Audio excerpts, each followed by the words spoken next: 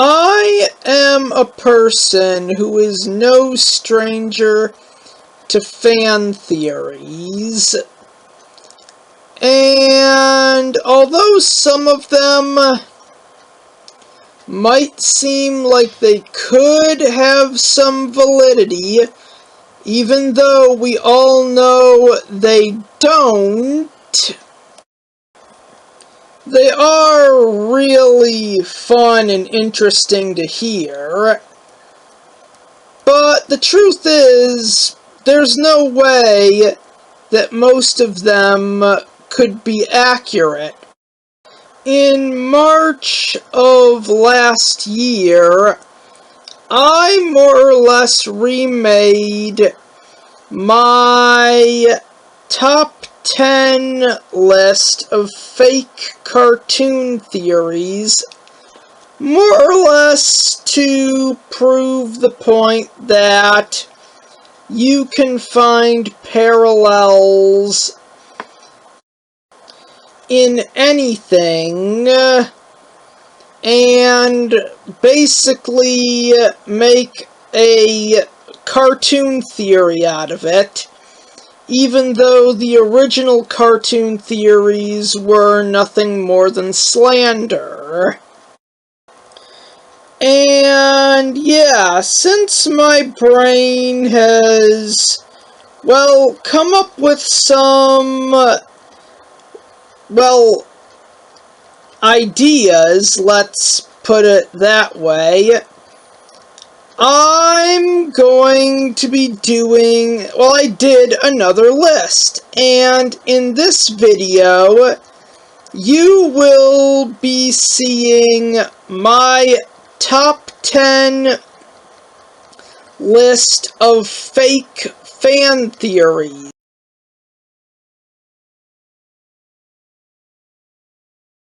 The SCP Foundation will eventually overthrow all governments and replace them with a dictatorship ran by the O5 Council.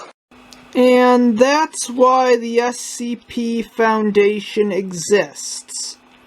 Why else would they keep a killer AI that wants to end humanity, a cursed Greek theater mask that drives the user crazy and corrupts it, a handbell that summons a genie butler who will carry out any task given to him, no matter how immoral or criminal,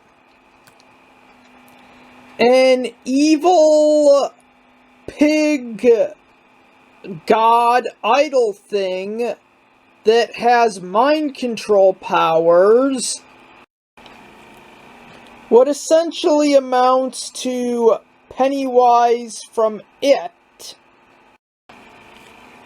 an entity that turns into any toy it comes in contact with, a cursed haunted kids show, a cursed slasher movie about a killer doll, the other slasher movie that's apparently cursed, where a babysitter gets hunted and killed, with the twist ending that the killer is secretly whoever's watching the tape, a box of old cartoons on VHS tapes that you could easily make the argument that the lost episode stories on the internet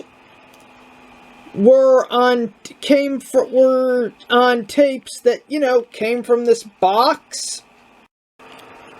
Who amounts to Godzilla?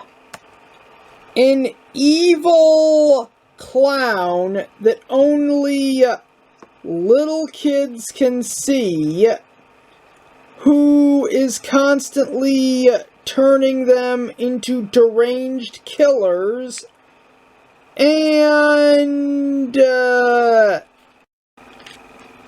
that's not to mention all of the other SCPs they have locked up there who could easily destroy the world.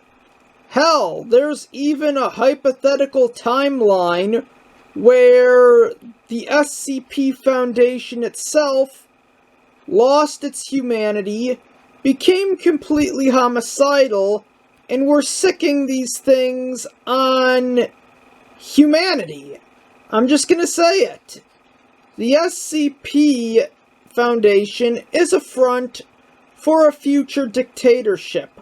Why else would they be gathering all these things and not destroying and or killing the ones they could, unless they eventually planned to sick them on us like attack dogs, unless every government on Earth were to surrender their power to the Foundation, and the common man was to essentially acknowledge the SCP Foundation as his new god. As in, it's only a matter of time until the Foundation declares that they run the world now. There are no governments. They run things. They control every aspect of your life and will have you killed in a really messed up way if you even show the slightest amount of resistance.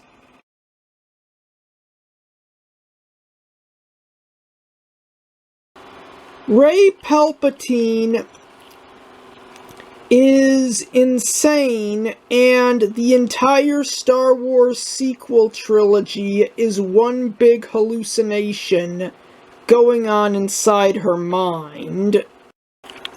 I'm just gonna call her Rey for simplicity's sake, but as a young girl, Rey came from a family of Star Wars fans. And when I say it, I mean they were a huge family. And, I mean, they were really into Star Wars. It is what their life revolved around. Now, I don't know how much Rey enjoyed the movies herself, but one night they went to see an actual premiere of one of the prequels, and when tragedy struck, her family died in a car accident, and she was the only survivor. The trauma this inflicted on her, because she was very little when this happened, actually drove her insane. She spent years in a mental institution.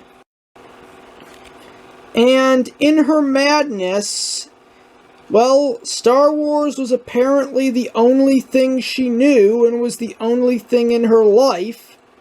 It's very unlikely that she had other friends, because at that point in time, Star Wars wasn't really for girls. So she created a reality where she could be unstoppable and do anything, because she feels she should have been able to stop that car crash. Which is why in the prequels, Rey is a complete Mary Sue who can do anything.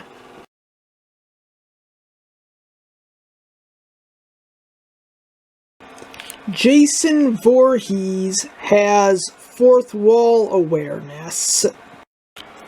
Contrary to common misconception, Jason is not a zombie, nor is he immortal. The zombie Jason was actually Roy Burns, a lunatic who thought he was Jason Voorhees and was brought back from the dead by Tommy Elliott in Part 6 and by that psychic girl in Part 7. And when, this guy is the slasher king. He seems completely indestructible. It makes no sense how this guy can just escape death time and time again. The answer is simple. He is the slasher king. When it comes time for Halloween, his movies bring in a lot of money. So Paramount, New Line Cinema, and by that extent Warner Brothers, actually do have an incentive to keep him alive. So they actually have the crew wait until the cameras are off right as Jason is on the verge of death, and they show up, they untie him, and they more or less put basically a dummy or a padded up stunt double in his place. The final girl attacks a protected stunt double or a dummy. She thinks she's killed Jason Voorhees. The end. A common misconception about Friday the 13th is whether or not Jason is alive. He is. He is not a zombie. This guy is not Jason Voorhees. He is Roy Burns, a lunatic who impersonated Jason in Friday the 13th Part 5, killed off at the end of the movie, only to be brought back as a zombie by Tommy Jarvis in Friday the 13th Part 6, choked by him and drowned in Crystal Lake at the end of the movie, only to be resurrected from the dead by that psychic girl in Friday the 13th Part 7. Psychic Girl brought Roy Burns back from the dead as a zombie in the events of Friday the 13th Part 7. And when Part 8 rolled around and Roy Burns was gone for good, Jason returned because he knew his franchise needed him back and that Roy Burns was no longer needed. As for Freddy vs. Jason, Jason knew he was going to win the fight. Not because of the fact that, well, Freddy was scaring people and Jason was off, doing the research, collecting the documents, reading Nancy's diary, and figuring out how to kill Freddy. The actual reason he knew he was going to win is because of his fourth wall awareness. Or more or less the fact that the film Jason X came out 2 years prior. That movie was not a dream. Since he was the killer in that movie, he actually knew that Freddy stood no chance. because the events of Jason X were going to happen. Therefore, the plot of that movie could not have him killed.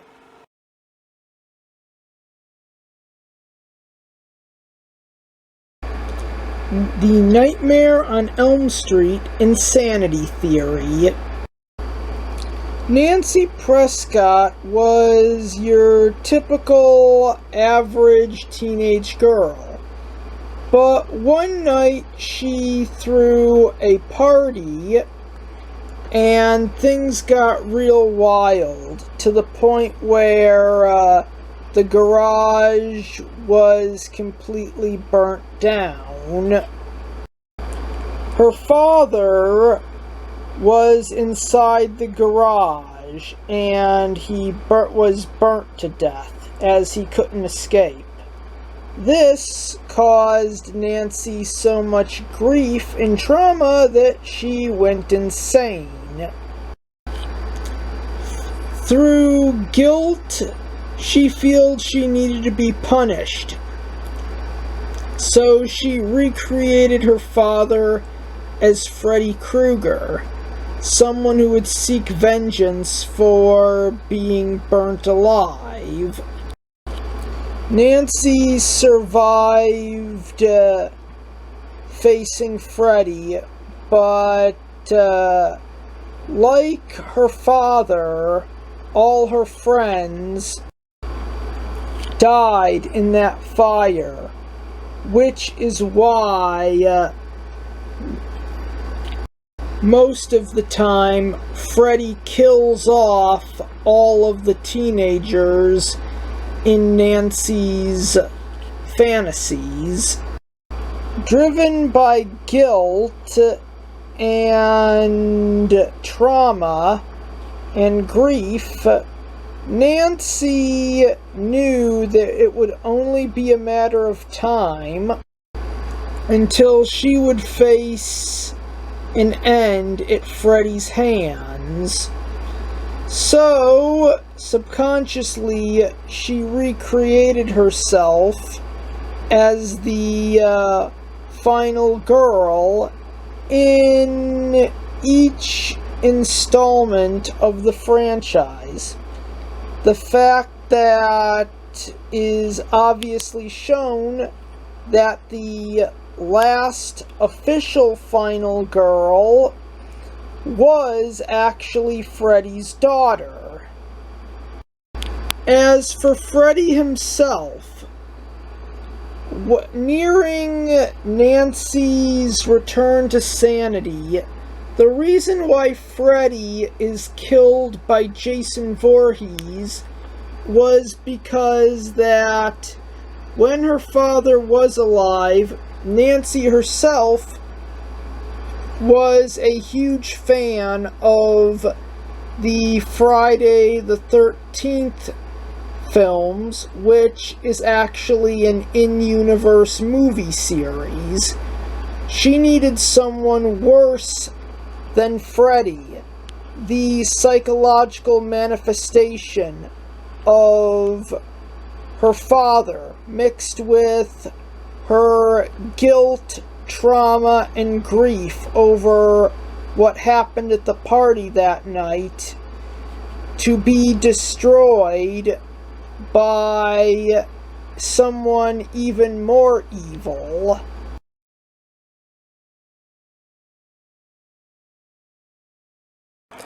Princess Leia was supposed to be seen as an idiot.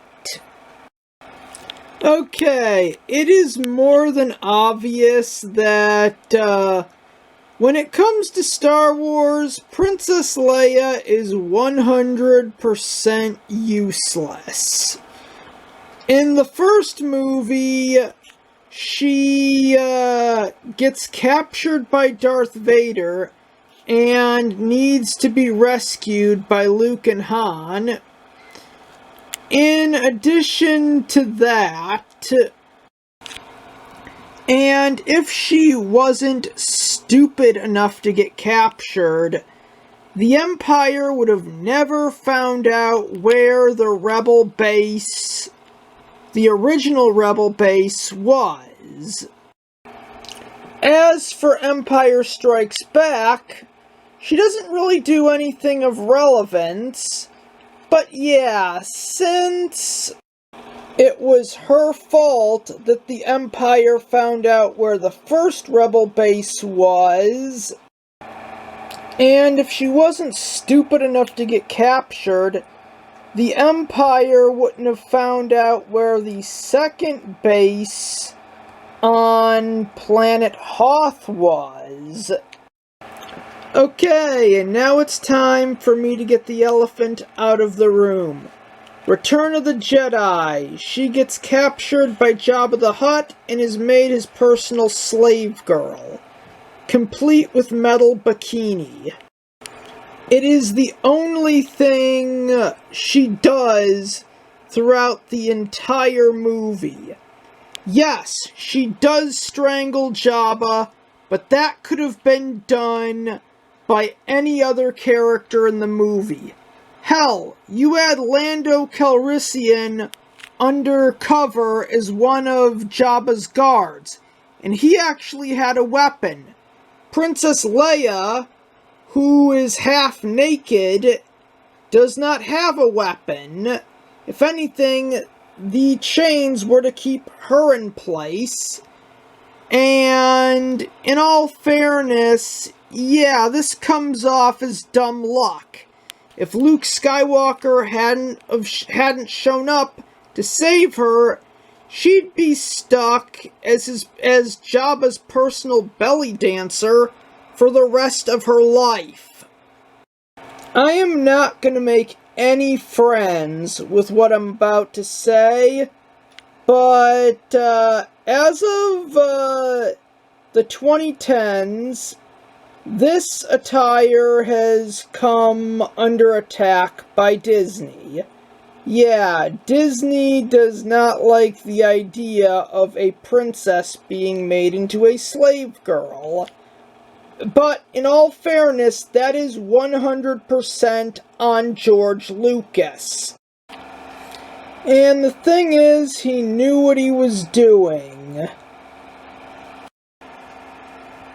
The truth is, Princess Leia is essentially just a damsel in distress in the first movie, as well as an idiot, and an idiot in the second movie, so this really shouldn't surprise you. He can make all of the feminist statements he wants because Disney is forcing him to, but that really doesn't change the fact that in Return of the Jedi, Leia was stupid enough to be captured by Jabba the Hutt and made into his personal slave girl so that Luke Skywalker could rescue her. And if George Lucas didn't intend for this to be part of the trilogy, because this is the kind of thing that Disney would force him to use Death of the Author on, then he would have never put it in the original trilogy to begin with. And despite what Disney wants to accept, this is just as much a part of Star Wars as the space battles, the lightsabers, and the I am your father moment from The Empire Strikes Back. It has been subject to countless references, homages, and parodies. As for the sequel trilogy, she did nothing of use or importance that could have been done by anyone else. Tons of people on the internet have made it clear that they hate Jar Jar Binks, the character George Lucas added as comic relief. Well, the thing is, if you have a problem with this idiot, you probably might want to start developing a problem with this idiot, 'cause in a weird, below-the-threshold way, Princess Leia was the original comic relief of Star Wars. She herself was the original Jar Jar Binks.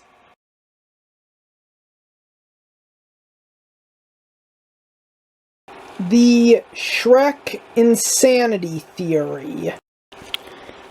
Okay, here's how this works.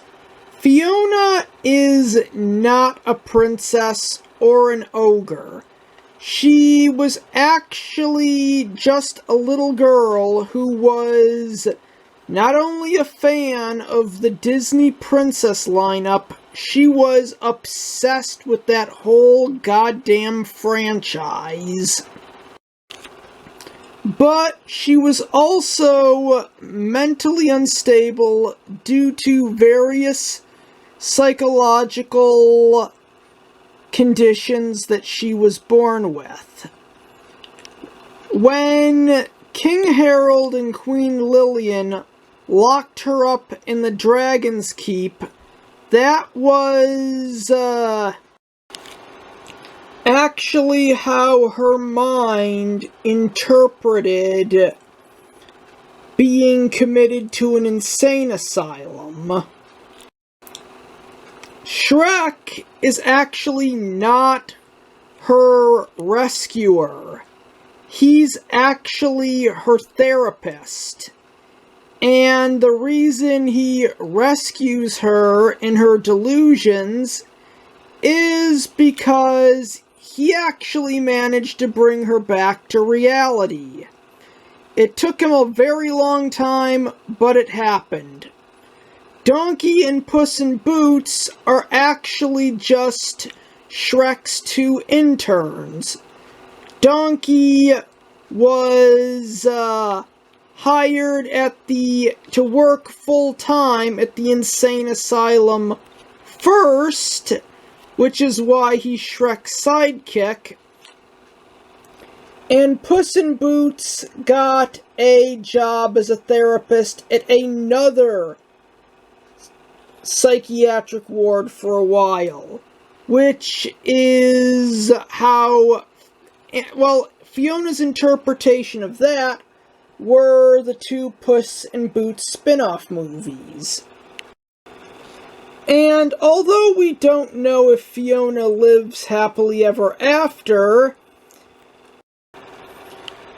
since the story of Shrek is actually just the ravings of a deranged madwoman who's obsessed with Disney, it could be possible, if only because not marrying Fiona could actually cause her to relapse back into insanity or fall into a completely catatonic state.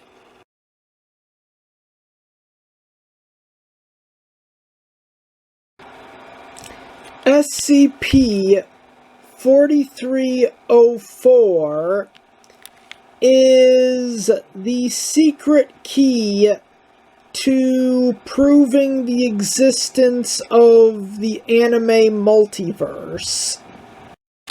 What is the anime multiverse, you may ask?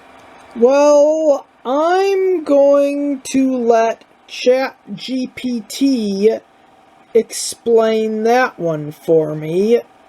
The anime multiverse theory states that every reality eventually to become was exactly like an anime, with each reality outbeinged by variants of real people who actually exist by the one thing that is always certain throughout the multiverse, is that eventually each world will be molded into the image of a different anime.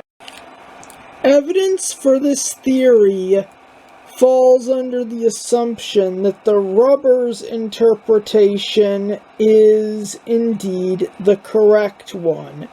But since I couldn't find another, yeah. This is clearly the canonical version of SCP 4304, and I will be leaving a link to his channel and the video in the description. It was stated that the Blue Knight does not come from our reality.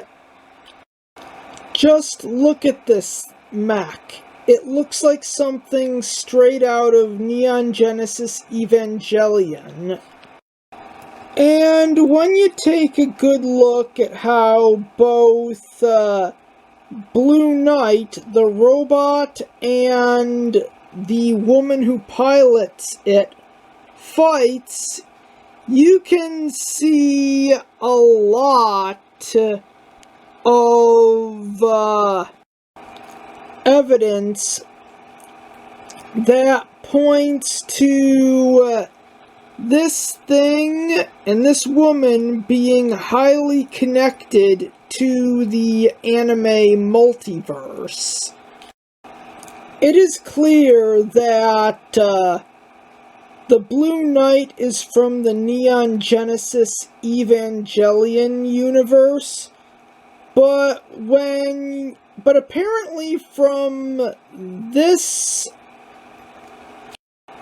display here, it could easily be theorized that the Blue Knight either was born in the Slayers universe, or that the Neon Genesis Evangelion universe is the Slayers universe within its far future, having become a hybrid of two different anime realities, possibly as the result of some kind of New 52 style cosmic reboot or remake. And given Agent Jo's backstory of how she claims to have idolized the Blue Knight as a child, but not anymore, after the incident that destroyed her home was due to a fight that the Blue Knight was in and or caused, implies that Agent Jo herself hails from the Neon Genesis Evangelion world from within the anime multiverse. Her mech, on the other hand, clearly seems to stem from the Overman King Gainer dimension, implying that she was hunting the Blue Knight at one point and had to make a pit stop there. Given the strength of the Blue Knight's mech, it's obvious that Agent Jo knew that she couldn't take her on without one of her own, to level the playing field. For reasons unknown, she could not get a giant robot in her own universe, so we can easily assume she made a pit stop in the Overman King Gainer dimension of the anime multiverse, and either acquired legally or hijacked one of their robots. It isn't exactly out of the picture to bring up the possibility that this woman does not come from our world. I mean, the Blue Knight here certainly doesn't. And then there's the fact that piloting the mecha in general puts a lot of strain on the Blue Knight's mind and body, which in itself is the kind of thing you'd expect to see in an anime, and a reality that's based off of an anime. And then there's Agent Joe's backstory. As a little girl, she idolized the Blue Knight until the tragic event that destroyed her hometown. Now, as an adult, she wants to be the one to bring the Blue Knight to justice. I could definitely see an anime character having that same exact backstory. And since we know the Blue Knight did not come from our reality, we also know the same applies to Agent Joe. And this brings us to the Blue Knight's contact, the Nobody.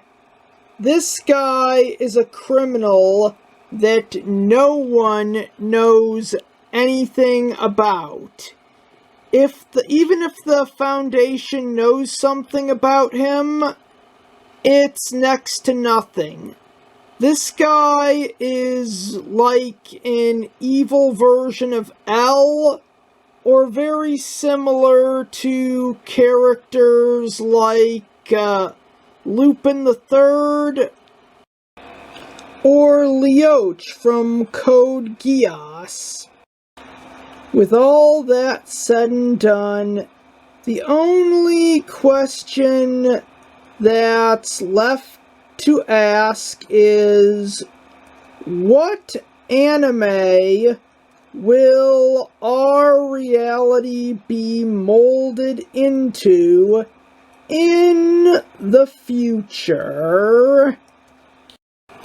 No one can truly be certain what fate has in store for our universe, nor could we possibly know the image of the anime that our reality will be molded into.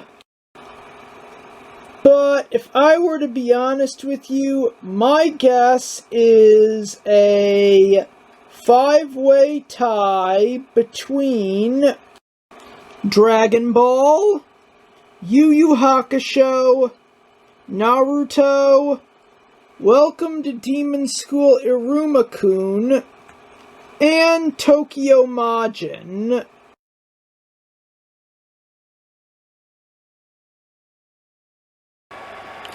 Ocean's 11 is actually a work of satire.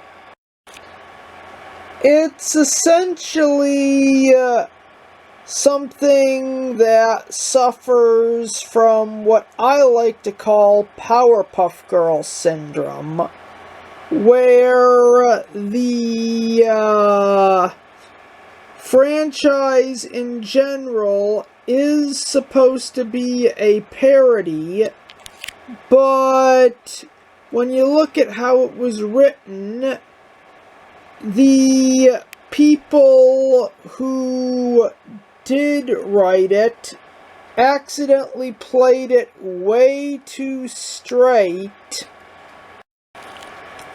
and the joke went over people's heads.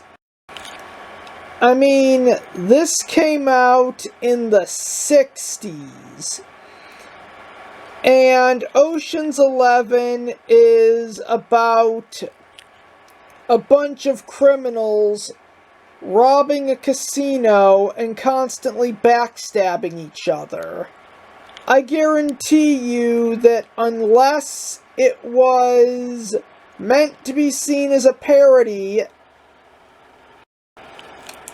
that something made in the 60s, a time when the Hays Code was in effect, it would have never gotten past the censors. The film tries to have a Robin Hood style premise to justify what these guys are doing, and when the Hays Code was established, Robin Hood was a very popular novel, but there weren't very many movies based off it when, Hollywood first sprung up, even though it's the kind of thing that it was so big back then, they'd be jumping at the prospect like crazy to make a film based off of Robin Hood, since it's in the public domain.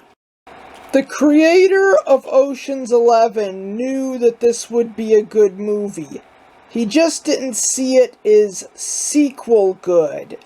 The studio, on the other hand, they didn't get that part.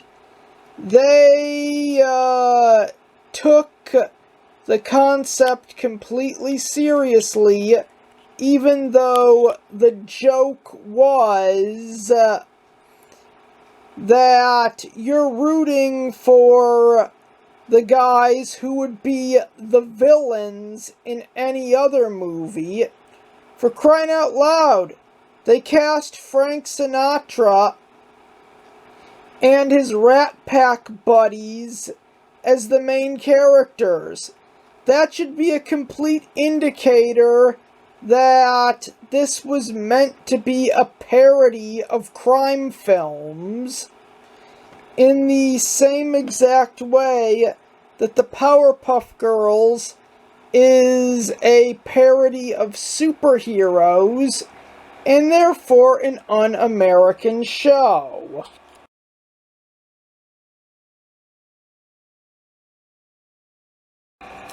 Naruto and Avatar are set in the same reality, but their stories take place during a post-apocalyptic future. Based on the Great Stone Faces of the Hokage, Naruto is set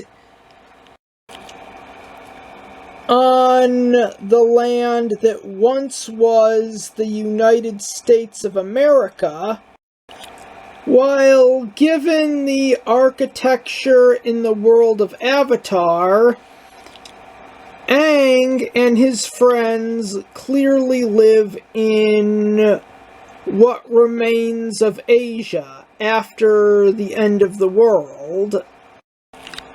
The second Naruto movie did show us that the world is larger than the 5 great nations, and we eventually did see a lot more of that in Naruto Shippuden.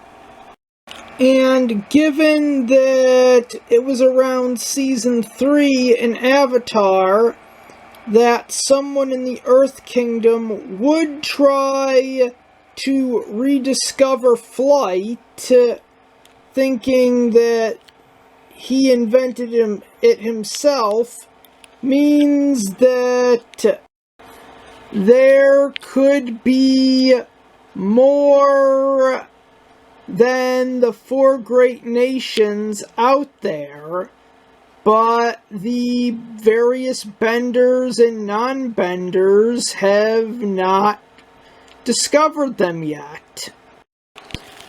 And since the civilization where this land once stood was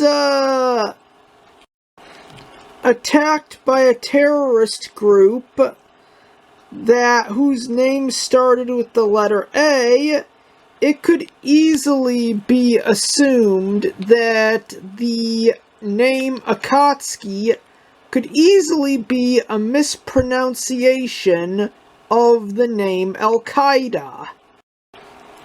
since they are a terrorist organization and they would want to strike fear into the hearts as many people as they could, why not go as so far as to take the name of the terrorists who attacked the nation that once stood on this land so badly that a war broke out because of it. And they would follow in their footsteps, essentially becoming the modern-day Al-Qaeda. ChatGPT also agrees. Villages are scattered across what is now the United States. Evidence fans cite, tongue-in-cheek, includes the layout of some villages and the geography resembling certain U.S. regions. Modern references like traffic lights and certain technologies hinting at an advanced society that could have collapsed. Names like Land of Fire or Land of Water could be playful nods to U.S. states/regions. You never know, maybe one day we'll actually get an epic crossover where these two iconic anime heroes will meet and team up. It's a long shot, but you never know. It might actually happen.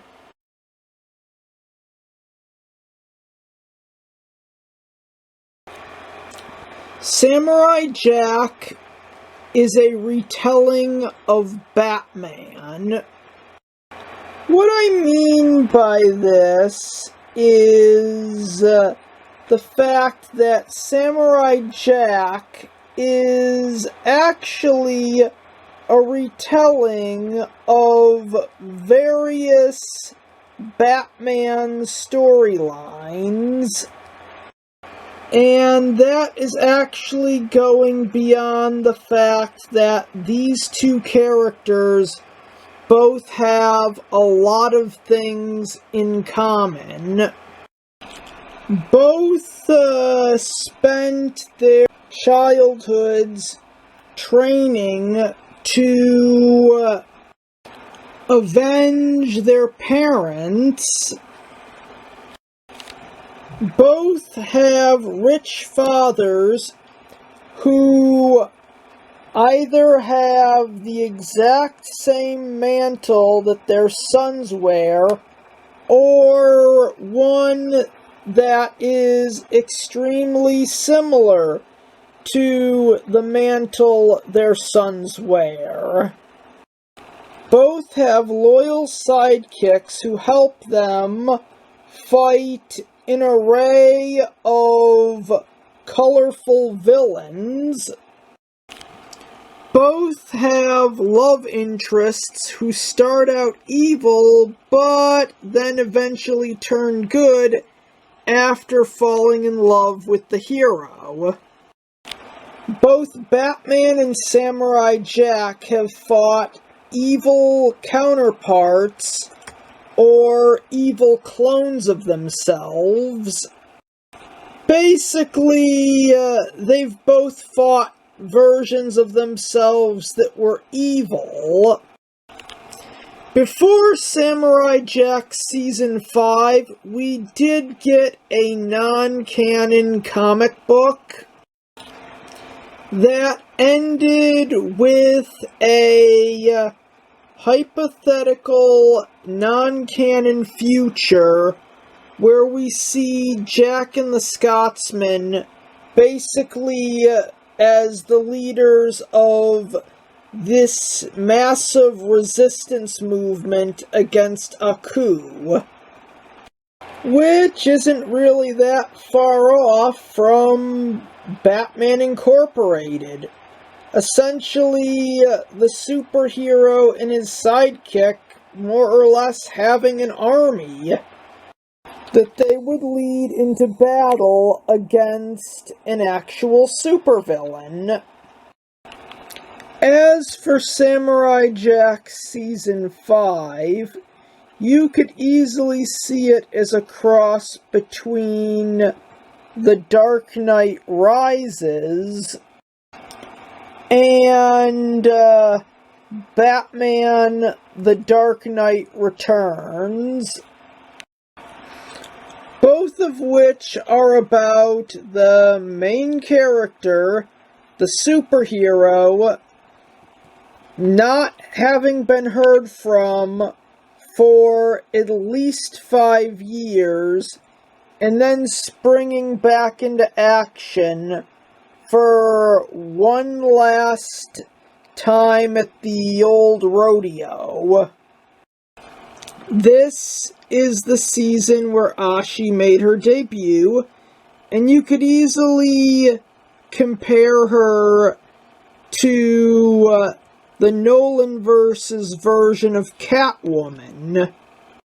The Scotsman's daughters were a massive help in the final fight against Aku, and you could kind of see them as analogs to Carrie Kelly from The Dark Knight Returns, who was technically the first female Robin, without having to have any indirect ties to Dick Grayson.